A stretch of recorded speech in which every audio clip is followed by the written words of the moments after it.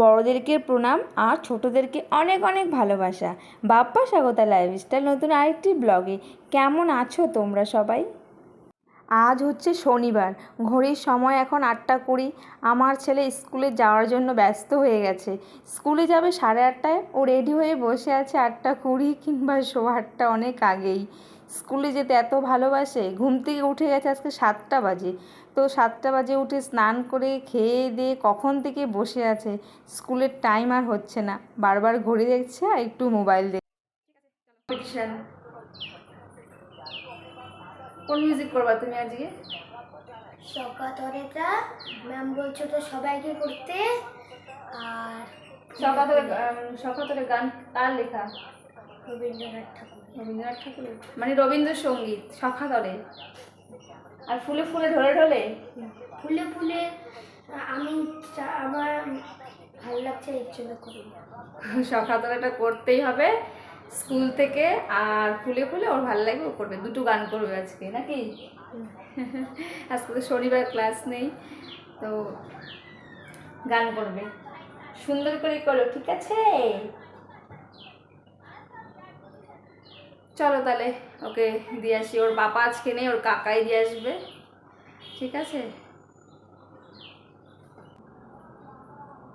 স্নান করে এসে তো ভাবছি, আর ভেবেই পাচ্ছি না কি রান্না করব। শনিবার নিরামিষের দিনগুলিতে না ভীষণ টেনশন, কী রান্না করব, সংসারে সবাইকে কী দিয়ে খাওয়াবো। এটা কিন্তু ঠিক না। প্রত্যেকটা মেয়ে সকালে ঘুম থেকে উঠে সবচেয়ে বড় টেনশন, আজকে কী রান্না করব, দুপুরে কী রান্না করব, রাত্রিরে কী রান্না করবো, ভীষণ টেনশন। বিশেষ করে নিরামিষের দিনগুলিতে। মাছ থাকলে তো কোনো অসুবিধা হয় না, মাছ মাংস। আমিষের দিনগুলোতে ডিম, যা ইচ্ছা করে নাও, কিন্তু আজকে তো নিরামিষ। এখন ঘরে সয়াবিন আছে আর ফ্রিজে অল্প একটু পনির আছে, কিন্তু পনির আমার ছেলে খায়, আমি ওর বাবা কেউ ভালোবাসি না। আর সয়াবিনটা তাও তিনজনে একটু একটু খাই। আর ভেন্ডি আছে, সকালে তো ভেন্ডি সিদ্ধ আর আলু সিদ্ধ দিয়েছি, ওটা দিয়েই খেয়ে বাবাইয়ের বাবা দুজনেই খেয়ে চলে গেছে। একজন গেল স্কুলে, একজন গেল বাগানে, ওই আলু সিদ্ধ আর ভেন্ডি সিদ্ধ দিয়েই। আর এখন ভাবছি কী করবো, ভেন্ডিটা ভাজা করব না চচ্চড়ি করবো। চচ্চড়ি তো ভালো লাগে, কিন্তু তোমার এই রোদ্রে বা গরমের দিনে না সর্ষে দিয়ে চচ্চড়িটা অত বেশি একটা ভালো লাগে না। তো ভালো লাগে না বলতে পেটের গন্ডগোল হতে পারে, ওই কারণে আর কি। তো এখন দেখি কী করা যায়, ওটাই বসে বসে ভাবছিলাম। সমস্ত কাজ করলাম, স্নান করে এসে একটু আম দিয়ে মুড়ি খেয়ে নিলাম। তারপর এখন ভাবছি রান্না করতে যেতেই হবে, এবার কী রান্না করবো সেটাই বসে বসে ভাবছিলাম। তাড়াতাড়ি করতে হবে, ছেলে আবার চলে আসবে আজকে 1টার মধ্যে, শনিবার। ও আসলে তো আবার তাণ্ডব নৃত্য শুরু হয়ে যায় ঘরের মধ্যে, ওকে দেখে রাখতেই আমার লাগে তখন। তাই আগে আগে রান্নাটা করে নিলে ভালো হয়।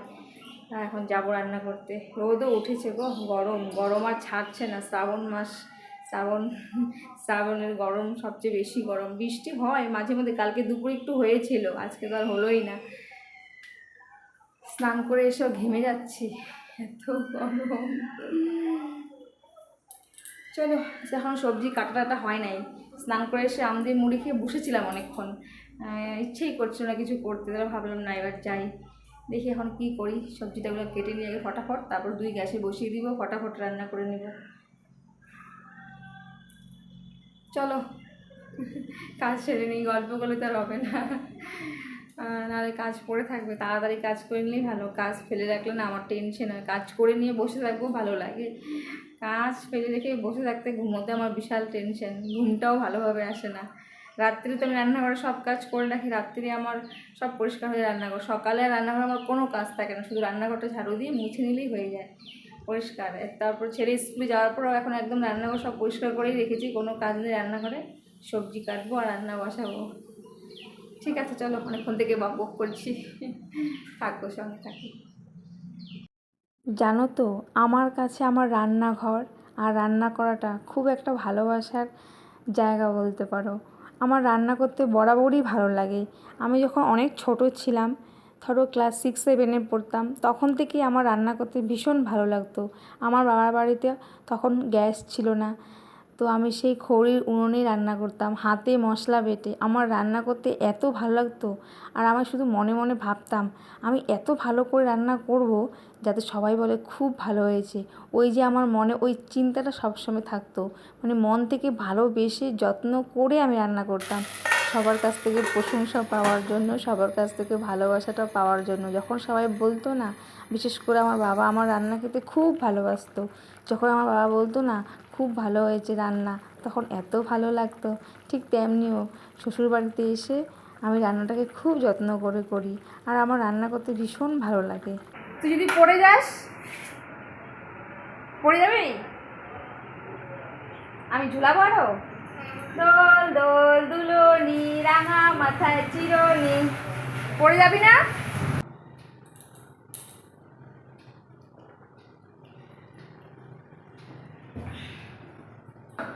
রান্না করতে করতে এত গরম লেগে গেছে, জল খেয়ে নিলাম।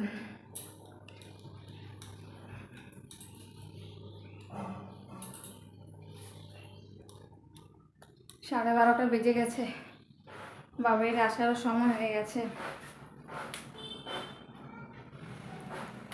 1টার সময় বাবাই আসবে। না থাকলে না বাড়িতে একদম মনটা খারাপ লাগে, আবার থাকলেও এত জ্বালায় বদমাশি করে, সারাক্ষণ বকাঝকাই করি। ন্যাপথলিনের প্যাকেটটা সেই খুলেই রেখেছি, ভালো লাগে ন্যাপথলিনের গন্ধ শুনে, সেদিন খুলে রেখেছি আর রাখতেই মনে নেই। ভাবছি একটু সেলাই করতে বসবো কি না, কিন্তু আধা ঘন্টা সময় আছে হাতে, আবার উঠলে ও আসলে আবার উঠে পড়তে হয়, ওই কারণেই।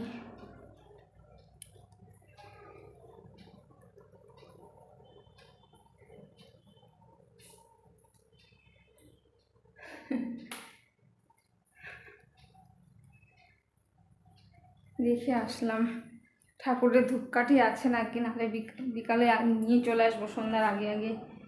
সন্ধ্যার সময় আবার ধূপকাঠি লাগে, ঠিক তখনই সন্ধ্যা দিতে গেলেই ধূপকাঠির কথা মনে পড়ে। ধূপকাঠির কথা কখনোই সারাদিন মনে থাকে না, যখনই সন্ধ্যা দিতে যাবো তখনই ধূপকাঠির কথা মনে পড়ে, আর তখনই দৌড়ায় দোকানে যেতে হয়।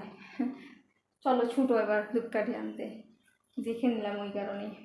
আছে একটা না দুটো, দেখলাম আজকের দিন হয়ে যাবে, কালকে নিয়ে আসবো। জানালাটা খুলে রেখেছি, আর এত তাপ ঘরে ঢুকে, না খুলে রাখলে গরম থাকলে আগে ভাব গরম হয়ে যায়, ঘরের ভিতরে একটা কেমন ভাব হয়ে যায়, খুলে রাখলে এত রোদ্দুর ঢুকে না, কি করব। চলো তাহলে কী কী রান্না করলাম তোমাদের সাথে শেয়ার করি, ঠিক আছে। ভাত তো কোন সকালে হয়ে গেছে, 6:30টার সময়। ভেন্ডি ভাজা, আজকে ভেন্ডি ভাজা লঙ্কা ছাড়া, ঘরে লঙ্কা নেই তাই আমি লঙ্কা দিই নাই, লঙ্কা ছাড়া ভেন্ডি ভাজা, কোনো অসুবিধা নেই, আরও ভালো। সয়াবিনের তরকারি, নিরামিষ। অল্পই ঝোল রেখেছি, দুপুরে খাবে। ভেন্ডি ভাজা তো দুপুরে শেষ হয়ে যাবে, আর সয়াবিনের তরকারিটি থাকবে, ওটা দিয়ে দুপুরে আর রাত্রেও হয়ে যাবে। এই দেখো আমার গাছটা অনেকটা এখন বেড়ে গেছে, এটা এখানে ধুতে হবে। এই জানলাটা খুললে যা রোদ্রু আসে,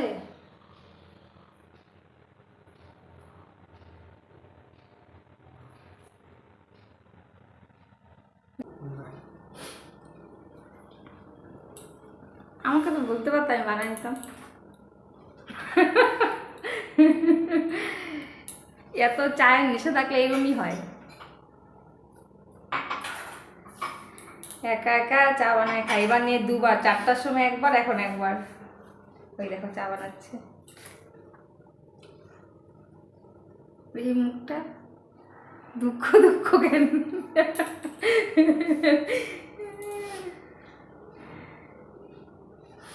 আমি চা খাইও না, আমি সেজন্য বানাতে ভালোবাসি না, কিন্তু চা খাওয়ার জন্য বানাতে ভালো। এত গরমের মধ্যে কি চা খেতে ভালো লাগে?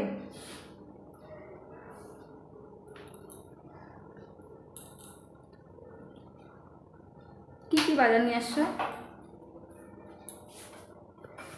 কি বাজার নিয়ে আসছে? পুঁই শাক, পুঁই শাকগুলো কিন্তু খুব কচি গো। চিচিঙ্গা, পুঁই শাক, চিচিঙ্গা আর এগুলো গাটি কচু।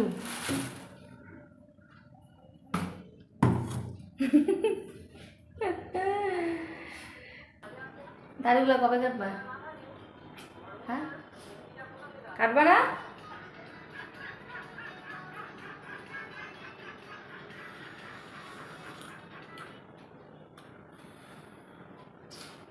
তোমার চা খাওয়া দেখলে আমার যে হাসি পায়, এত ভালোবাসি গো চা খেতে গো।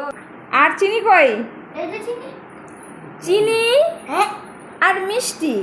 বাবা তোমাদের তো সেম জামা আজকে, আর দাদাভাইয়ের জামা অন্য কালার, তার মধ্যে মিষ্টিও টাকলু, চিনিও টাকলু। আরেকজন কই বাচ্চা? আর দুটা কই? এগুলো হলো আমাদের বাড়ির সব খুদে খুদে সদস্য। একটা দুটা তিনটা, আরও দুটা আছে। দুপুরের ভাত তরকারি সমস্ত কিছু রয়ে গেছে, তো ভেবেছি আজ আর রুটি করব না, ওই দিয়ে হয়ে যাবে আমাদের। কিন্তু বাবাই বায়না ধরেছে ভাত খাবে না, ও কখনোই রাত্রিরে ভাত খেতে যায় না। কখনো কখনো যদি বলি আজ একটু ভাত খা, ও কিছুতেই খাবে না। তো বাবা খাবে ভাত, আর বাবা পাস্তাও খায় না। তো আমরা মা ছেলেতে মিলে খাবো পাস্তা। আজ তো শনিবার, কীভাবে পাস্তা বানাবো বলো?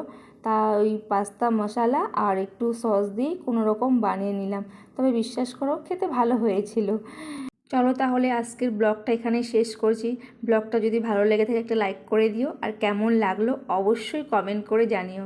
ভালো লাগলে লাইক, শেয়ার আর সাবস্ক্রাইব করে দিও। তোমরা সবাই ভালো থেকো, সুস্থ থেকো, সাবধানে থেকো। টাটা।